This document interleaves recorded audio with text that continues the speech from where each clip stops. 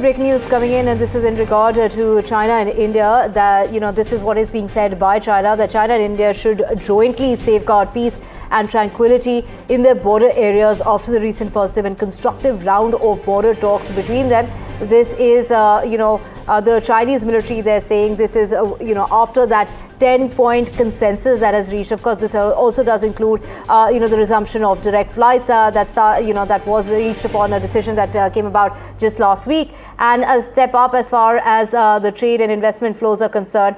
And, we have Vishnu joining us in order to get us the latest. Vishnu, coming about just in time before Prime Minister Modi's visit. Take us through the details. Going to see on Sunday when Prime Minister Modi meets President Xi is the beginning of a process which might actually redefine the relationship between Beijing and New Delhi. Remember, after the Galwan crisis of 2019, this is the first visit of an Indian Prime Minister to China. It comes on the back of a very important meeting between the National Security Advisor Ajit Doval, who's also India's special representative in talks with China on the boundary question, and Wang Yi, the Chinese foreign minister, who was recently over here. Both sides have agreed on a series of mechanisms and a series of steps, but have ultimately decided that they need the concurrence of their political leadership to actually work towards a resolution of the boundary issue. The boundary issue between India and China is at the heart of the dispute and has been for decades. Therefore, if there is a substantive movement towards an early resolution of this, in other words, delimiting the boundary, figuring out where it lies in, let's say, Arunachal Pradesh, in Ladakh and in other areas, then the core differences between both sides would be solved. Therefore, if you have this a Chinese defense spokesperson talking about an early harvest and boundary delimitation, in fact, similar words were used in the press statement issued by New Delhi after Wang Yi's visit. Right, Vishnu, stay with us for our next breaking news coming in as well.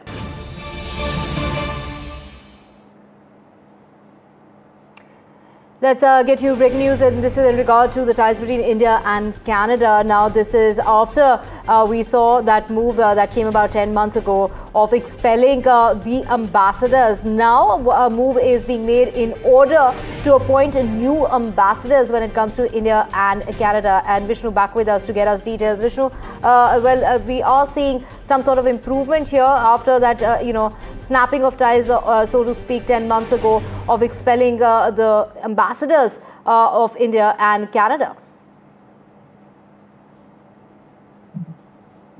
It's a big news because it does indicate that India wants to move towards normalcy in the relationship between Ottawa and New Delhi. I remember India's High Commissioner was expelled from Ottawa, and there was a tit-for-tat reaction over here. What came first, nobody is entirely certain about. But this is after Canada's former Prime Minister Justin Trudeau made allegations, very strong ones, at press conferences about an alleged Indian hand in the elimination of certain people, in Canada. This is linked, of course, to at one level to India's concerns about Canada's the existence of support for the Khalistani cause in Canada. It remains a huge issue in the relationship. But we have seen the Prime Minister travel recently to Canada for the G7 summit. We've seen a beginning of a reset in that relationship.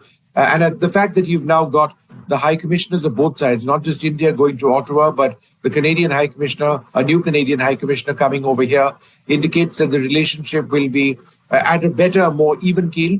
Presumably, both the missions will come back to their usual strength because that was also brought down. But this was the biggest story several months back on how the deterioration of ties between India and Canada had taken place following Canada's allegations. Since then, we've not really heard very much more of these allegations.